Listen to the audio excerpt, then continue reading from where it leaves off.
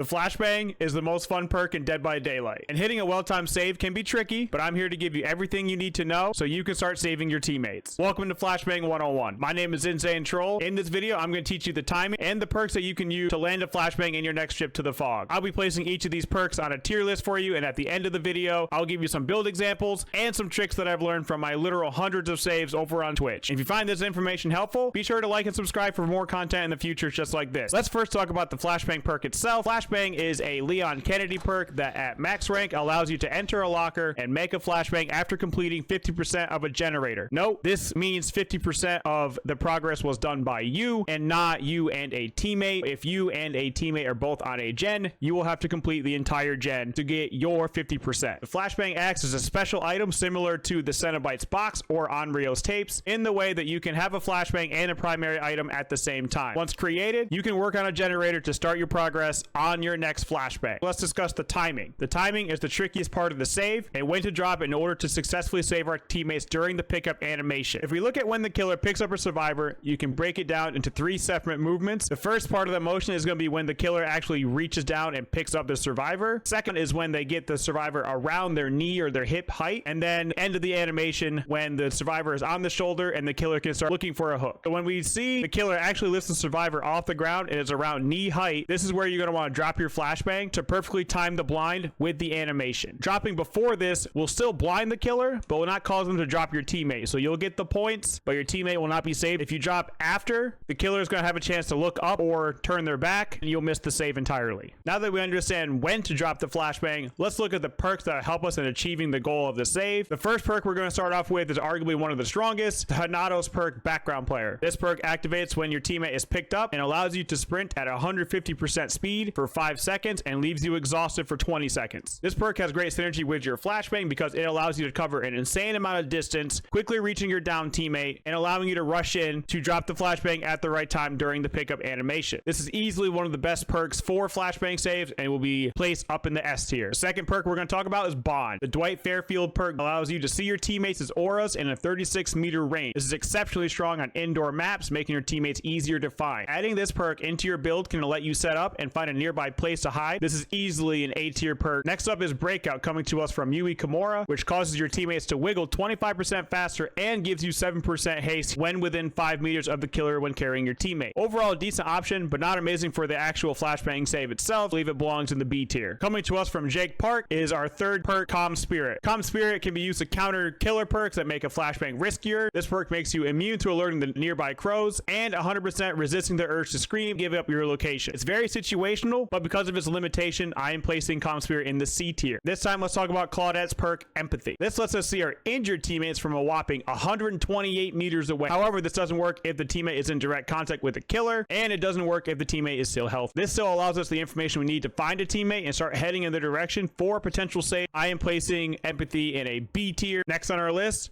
is more of a supplemental perk, and that is the Ace perk, Open-Handed. This increases your aura reading abilities by an additional 16 meters.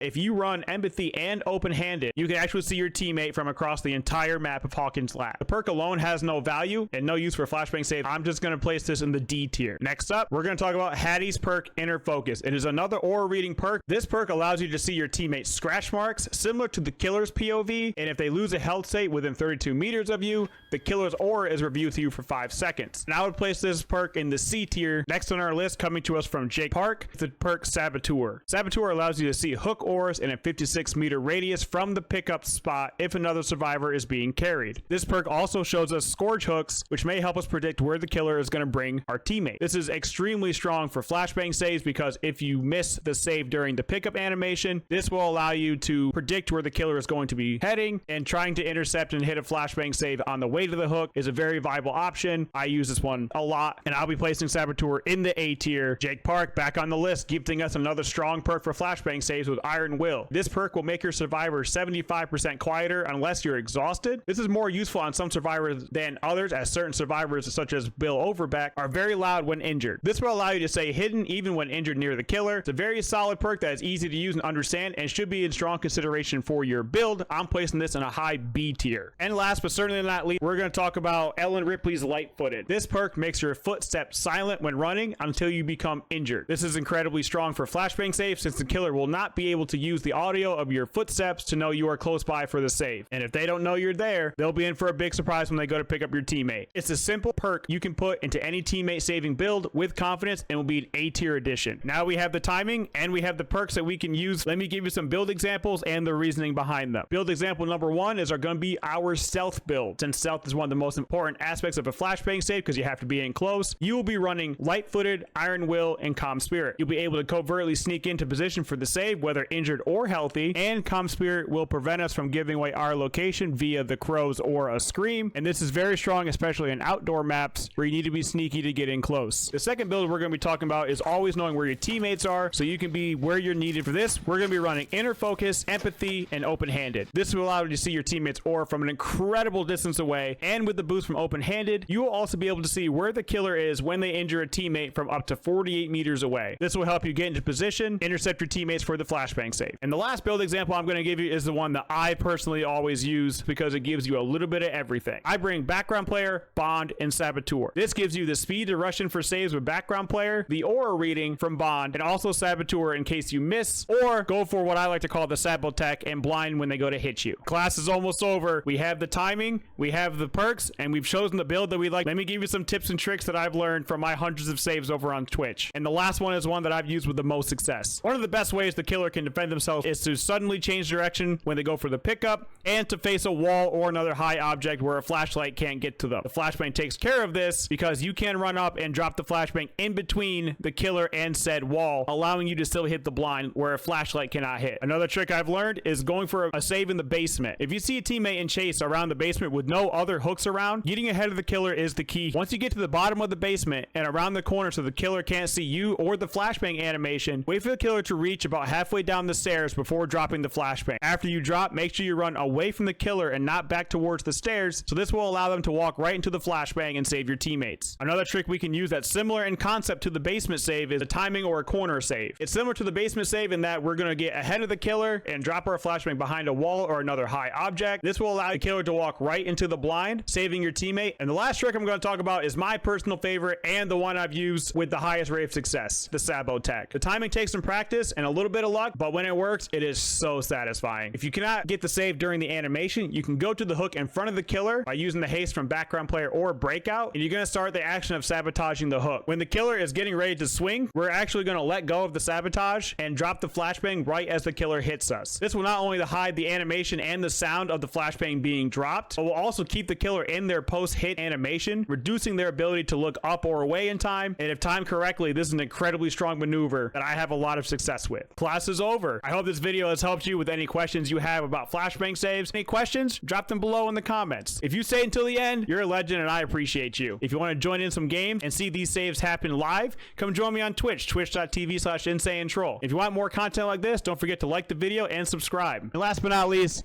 a massive shout out to the GeekFortress and Angie Plays for their help in making the video. Go check them out on Twitch as well. I'll leave their link down in the description. Thank you guys so much. I appreciate you. And I can't wait to catch you in the fog. Peace.